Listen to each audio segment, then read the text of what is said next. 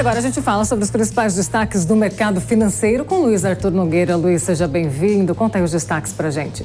Bom dia, Paula Nobre. Bom dia a todos. Muito obrigado a você pelo carinho da sua audiência. Hoje no mercado financeiro um feriado, não temos pregão da Bovespa, não temos mercado de câmbio. Nos Estados Unidos, a abertura é só daqui a pouco, às 11h30, pelo horário de Brasília. Na Europa, as principais bolsas com ligeira alta, hoje, terça-feira. Então, nada de muito relevante acontecendo no mercado financeiro. Mas a gente vai debater aqui as questões econômicas, a gente vai debater aqui a questão dos investimentos. Mas antes, nós vamos apresentar aqui no telão alguns dados importantes aqui no telão. Nós vamos apresentar o IBCBR, o PIB do Banco Central, que foi divulgado ontem. Nós não conseguimos apresentar aqui no mercado financeiro. Vamos apresentar também o Boletim Focus, para na sequência o nosso convidado poder fazer alguns comentários. E ainda nesta edição, a gente vai trazer importantes dicas para você proteger o seu investimento ao longo do governo Lula. Um governo ainda recheado de incertezas. Vamos ao telão então aqui, começando com o IBCBR, foi apresentado ontem com uma ligeira alta de 0,05% no mês de setembro, após um tombo em agosto e uma forte alta em julho. Portanto, quando a gente pega esse trimestre, julho, agosto e setembro, foi o melhor trimestre desde o fim de 2020. No dia 1º de dezembro, nós teremos o dado oficial do PIB, o PIB do IBGE, que também deve registrar um crescimento. Mas já fica aí essa prévia do Banco Central, apresentada pelo Banco Central, o melhor trimestre desde o fim de 2020. No próximo gráfico, a gente vê o acumulado em 12 meses. Repare que há uma aceleração. A gente vinha com 2,11% nos 12 meses acumulados até agosto, agora uma alta de 2,34% no acumulado até setembro, o que corrobora a previsão do mercado financeiro de que a gente deve encerrar o crescimento deste ano em torno de 2,8%, um ótimo crescimento, se a gente lembrar que no começo do ano, boa parte do mercado financeiro projetava um PIBinho, um crescimento de apenas 0,5% neste ano, e a gente dizia aqui no programa Mercado Financeiro de que havia um pessimismo exagerado. Dizia: cuidado com os pessimistas de plantão, eles vão errar, o Brasil vai crescer muito mais do que eles estão imaginando. Está aí comprovado aqui nesse gráfico, o Brasil de fato um crescimento superior a 2%. E por fim, no próximo gráfico, o Boletim Focus foi divulgado ontem pelo Banco Central. Eu queria chamar a atenção apenas com as previsões para o ano que vem, porque esse ano praticamente já acabou. Repare, temos em termos de inflação uma previsão de 4,94%, é uma inflação menor do que a deste ano, porém ainda acima do teto da meta de 4,75%. Ou seja, o Banco Central ainda não ganhou a batalha das expectativas inflacionárias para o ano que vem. Em termos de PIB, novamente um PIBinho, 0,70%. Eu vou falar de novo aqui, vão errar de novo. O Brasil vai crescer pelo menos o dobro no ano que vem, mas o tempo vai dizer quem tinha razão ou não. Em relação ao câmbio, nenhuma alteração. Dólar para o fim deste ano, R$ 5,20. Dólar para o fim do ano que vem, R$ 5,20. E taxa Selic, a taxa básica de juros, também nenhuma novidade. Selic encerra esse ano no atual patamar de 13,75%. E no ano que vem, a partir de meados, lá a partir de junho, julho, o Banco Central, se tudo transcorrer normalmente, vai começar a reduzir gradativamente a taxa Selic. Segundo o mercado, ela vai encerrar em 11,25% no ano que vem. Então, para começar esse bate-papo econômico com a gente, nós temos um convidado aqui nos estúdios da Jovem Pan News, é o Peter Carvalho, economista-chefe da Valor Investimentos, que vai contar para a gente como é que está a previsão dele para o ano que vem. Peter, bom dia, seja bem-vindo, tudo bem? Bom dia, Luiz. Bom dia a todos os telespectadores. Peter, como é que você está enxergando, então, esse cenário para o ano que vem? Esse ano, o crescimento econômico acima do esperado, e para o ano que vem, essa grande incógnita, o que a gente pode esperar? O desafio é realmente 2023. Por isso, a perspectiva de um PIB cada vez menor. Principalmente, ficar atento com o cenário externo. Às vezes, o investidor olha muito o Brasil e acaba esquecendo que lá fora os juros também vêm subindo, inflação segue alta nos Estados Unidos, na Europa e deve ter uma recessão já marcada para o ano que vem. Peter, Governo Lula vem aí, ainda há uma série de incertezas, incluindo a questão fiscal. Na semana passada, o presidente Lula deu uma declaração polêmica, dizendo que estava disposto a não cumprir o teto de gastos, a não cumprir a responsabilidade fiscal, em nome de um objetivo maior, que seria, obviamente, combater a pobreza, a fome. Veja, ninguém questiona o combate à pobreza, o combate à fome. A questão é que pegou muito mal o fato de o presidente eleito Lula ter dito que talvez não vá cumprir a questão do teto de gastos. Neste momento, há uma negociação entre a equipe de transição e o Congresso Nacional para aprovar uma proposta de emenda à Constituição, a tal da PEC da transição, que autorizará o governo a ter gastos acima do limite do teto de gastos. A dúvida é qual vai ser o tamanho dessa PEC, 100 bilhões, 150 bilhões, fala-se até no montante de 200 bilhões de reais. Como é que você está analisando essa questão do risco fiscal e qual seria o melhor encaminhamento para o Brasil? O Brasil tem um grande desafio em 2023. O governo Lula vai tentar agradar a gregos e troianos, literalmente. Tem que negociar com o Congresso e também ainda tem que agradar o mercado. É um grande desafio, por isso que vai ter ainda muita discussão e muito debate. Já se sabe que o Congresso pode desidratar essa PEC e chegar perto de 130 bilhões, durando apenas um ano, levando a maior negociação no ano que vem, já com o novo Congresso, que, lembrando, é de oposição.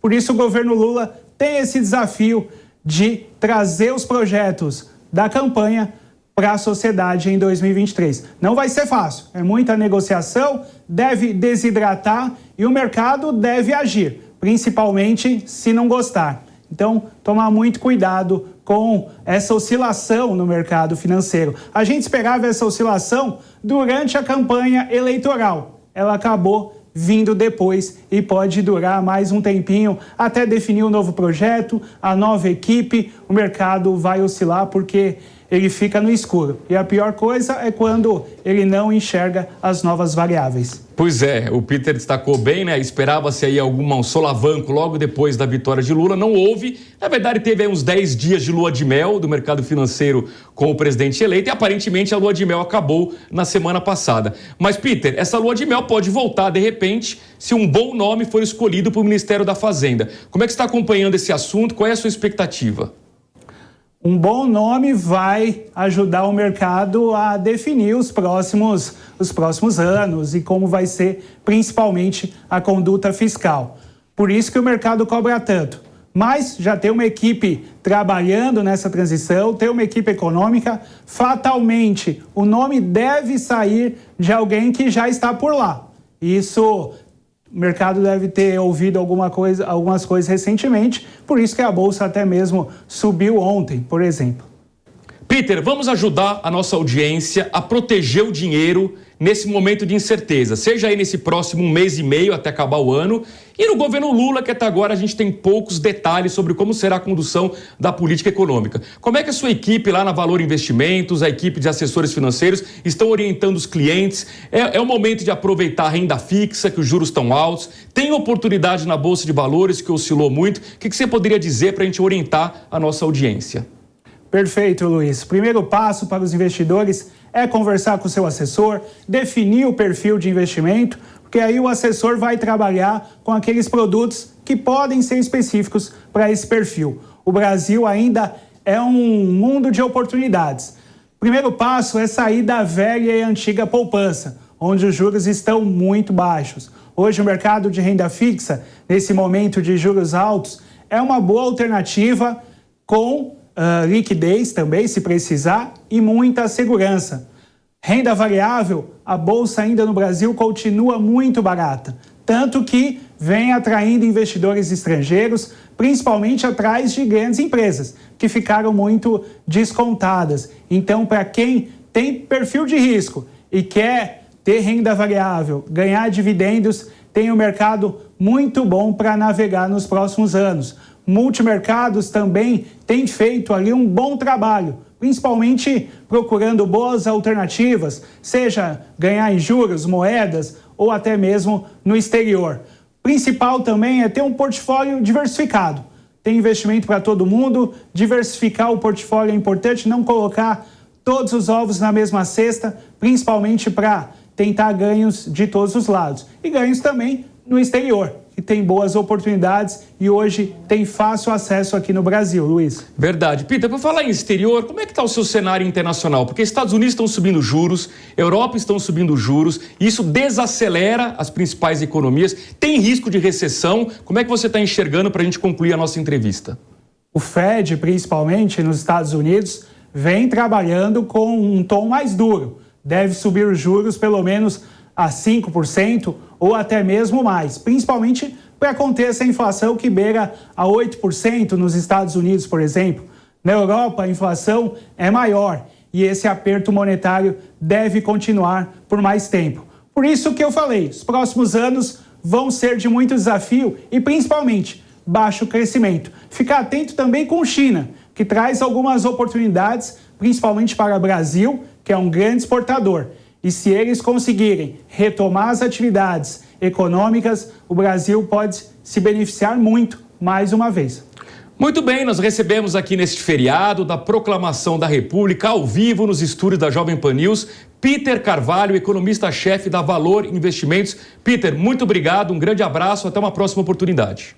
Obrigado, Luiz. Bom dia a todos. E para encerrarmos o mercado financeiro de hoje, uma informação importante. O BID, Banco Interamericano de Desenvolvimento, tem 5 concorrentes para assumir a sua presidência. Um deles é indicado pelo Brasil, Ilan Goldfein, que foi presidente do Banco Central no governo Michel Temer. Quem traz as informações para a gente, neste momento, é o repórter Rodrigo Viga.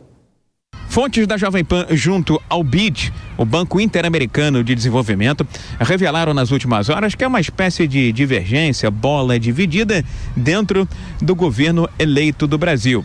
De um lado estaria o vice-presidente eleito Geraldo Alckmin, de outro lado o presidente eleito Luiz Inácio Lula da Silva. A divergência envolveria supostamente a indicação do Brasil para a eleição de presidente do BID, que acontece no próximo domingo. Alckmin, segundo as fontes da Jovem Pan, seria favorável à manutenção da indicação feita pelo atual governo. A do ex-presidente do Banco Central, Ilan Goldfein. Ele, inclusive, já foi sabatinado junto com outros 4 candidatos nesse último domingo. E é o candidato brasileiro habilitado para a eleição que acontece no domingo que vem, dia 20 de novembro. Já uma ala ligada ao presidente eleito Luiz Inácio Lula da Silva chegou a pedir a postergação, o adiamento dessa eleição para que o Brasil indicasse um outro nome. Luiz Alazzo, que foi diretor durante anos do Banco Central, seria o preferido, o predileto dessa ala ligada ao presidente eleito Luiz Inácio Lula da Silva. Segundo as fontes da Jovem Pan, a eleição está marcada, não tem como ser mudada e que Ilan Goldfein vai ser, sim, o representante do Brasil nessa eleição de domingo. Essas mesmas fontes dizem que essa suposta bola dividida pode, de alguma forma, atrapalhar os planos do Brasil de ter um presidente no BID, mas não chega a influenciar diretamente, a não ser que o presidente eleito Luiz Inácio Lula da Silva entre em contato com os Estados Unidos, que tem forte influência nas decisões em torno do BID. Afinal de contas, os norte-americanos têm uma cota relevante, são cotistas em 30% no BID. Uma das fontes chegou a dizer à Jovem Pan o seguinte, que isso é equivalente a uma lista de convocados para a disputa da Copa do Mundo. Sempre vai haver divergência, discordância aqui ou acolá em determinados nomes, mas quando a Copa começa, a hora é de torcer pelo Brasil. E nesse momento, a hora, segundo a fonte, é de torcer por Ilan Goldfein. Do Rio, Rodrigo Viga.